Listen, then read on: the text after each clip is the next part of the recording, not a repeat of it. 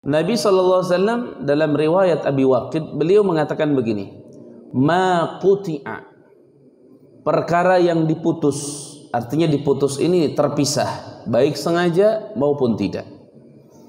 Minal bahimati, dari bahimah. Bahimah itu hewan-hewan, binatang-binatang. Wahiyah, dan binatang tersebut yang diputus tadi hayyatun, masih hidup. Kalau binatangnya sudah mati, ya sudah jelas, nggak usah dibahas. Tinggal dilihat ini binatang, dagingnya dimakan apa tidak. Kalau dagingnya tidak dimakan, mati, berarti bangkai.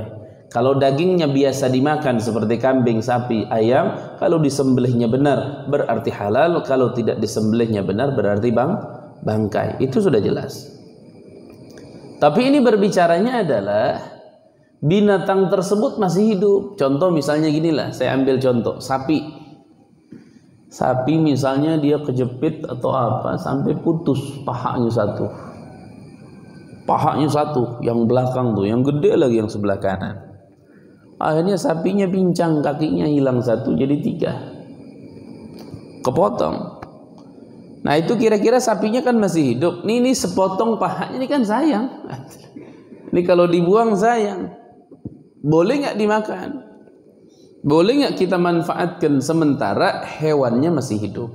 Nah Nabi SAW mengatakan, ma quti'a minal bahimati, perkara yang terputus terpotong dari hewan, wahiyya hayyatun, dan hewan itu masih hidup, fahuwa mayyitun, maka hukum yang terputus itu mayyitun, itu bangkai, berarti najis. Nggak boleh dibawa sambil sholat atau apa, nggak boleh.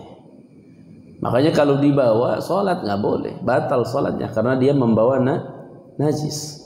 Tapi anda perhatikan, ini hadis Nabi kan seakan-akan semuanya gitu. Seakan-akan hadis Nabi ini semua, pokoknya semua yang terputus sudah pokoknya najis. Padahal tidak begitu. Kenapa tidak begitu? Karena di hadis yang lain, tuh ngaji itu, di hadis yang lain itu dikecualikan seperti bulu dari domba.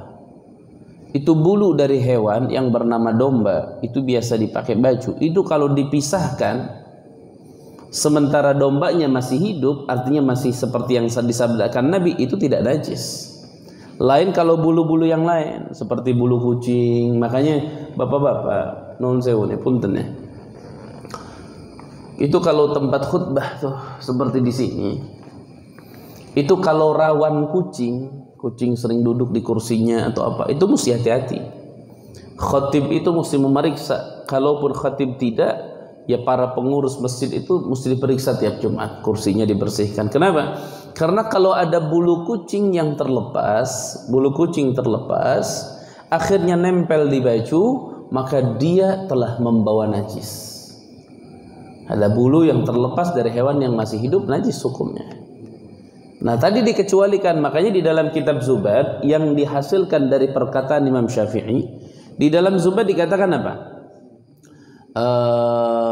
Wa juz'u hayyin, coba anda perhatikan, wa juz'u hayyin kayadil mafsuli kamaitihi la sya'ril ma'kuli. Wa juz'u hayyin, dan satu juz dari binatang yang masih hidup terlepas nih, satu juz.